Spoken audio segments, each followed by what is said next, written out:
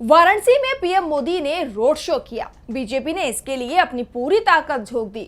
दूसरे राज्यों के भी समर्थक बुलाए गए तो वाराणसी के आसपास से भी लोगों को लाया गया। कोशिश ये थी कि भीड़ में कमी नहीं हो सके।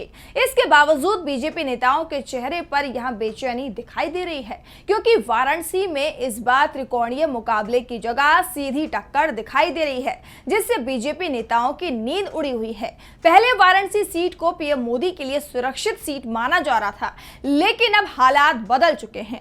इंडिया गठबंधन से कांग्रेस उम्मीदवार अजय राय कड़ी टक्कर देते हुए दिखाई दे रहे हैं। मुकाबला बराबरी का दिख रहा है, इसीलिए अब बीजेपी को यहां अपने सहयोगियों की याद आ रही है।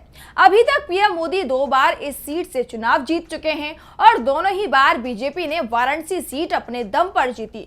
सहयोगियों को प्रचार में ज्यादा जुगाड़ नहीं दी गई, लेकिन इस बार मुकाबला फंसा तो बीजेपी को सहयोगी दलों की याद आ रही है। पार्टी ने यूपी में अपने सभी सहयोगी दलों को न्योता दे दिया। दरअसल जिस तरह से राहुल गांधी के रायबरेली में हुए नामांकन के समय कांग्रेस ने पूरी एकजुटता दिखाई थी, उसके बाद बीजेपी इस सीट पर अपने सभी सहयोगियों को जुटाने की कोशिश कर रही है। अपना दल एस, निषाद पार्टी और सुबह सपा को न्योता दिए जाने की खबर है। यहां तक कि जिस पार्टी का पूर्वी यूपी में कोई असर नहीं है, उसका वोट बैंक भी नहीं है, उस नेता को भी बुलाया गया है। जी हां, आरएलडी चीफ जयंत चौधरी को भी पीएम मोदी के रोड शो का न्योता दिया गया था। इसके साथ ही पीएम के नामांकन में भी वो शामिल होंगे। इसकी व्यवस्था बीजेपी की तरफ से की गई है। दरअसल मुश्किल में फंसे पीएम मोदी को इस समय तिनके के सहारे की जरूरत है।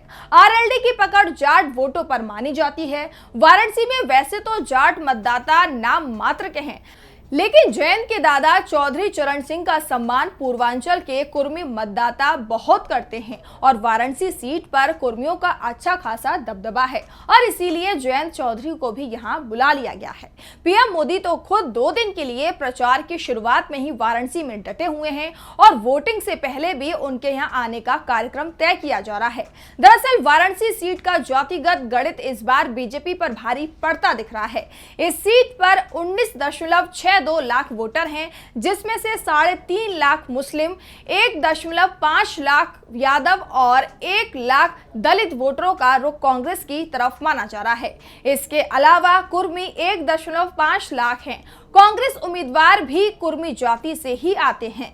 वाराणसी में 1 लाख संख्या राजपूत समुदाय की है और दावा किया जा रहा है कि अगर मोदी चुनाव जीते तो राजपूत समुदाय से आने वाले योगी आदित्यनाथ की कुर्सी संकट में फंस सकती है। दूसरा, पीएम मोदी को लेकर इस बार राजपूत समुदाय में गुस्सा भी दिखाई दे रहा है। सबसे ज्यादा प्रदर्शन तो पीएम मोदी के गृह राज्य गुजरात में हुए थे। यूपी में भी राजपूतों ने ऐलान किया था कि वो बीजेपी को वोट नहीं देंगे। ऐसे में राजपूत वाराणसी में भी बीजेपी को झटका देते दिखाई दे रहे हैं। ऐसे में कांग्रेस उम्मीदवार की स्थिति मजबूत दिखाई दे रही है और इसी के चलते वाराणसी सीट पर पीएम मोदी के लिए बीजेपी को अब पन्ना प्रमुख की याद आ रही है।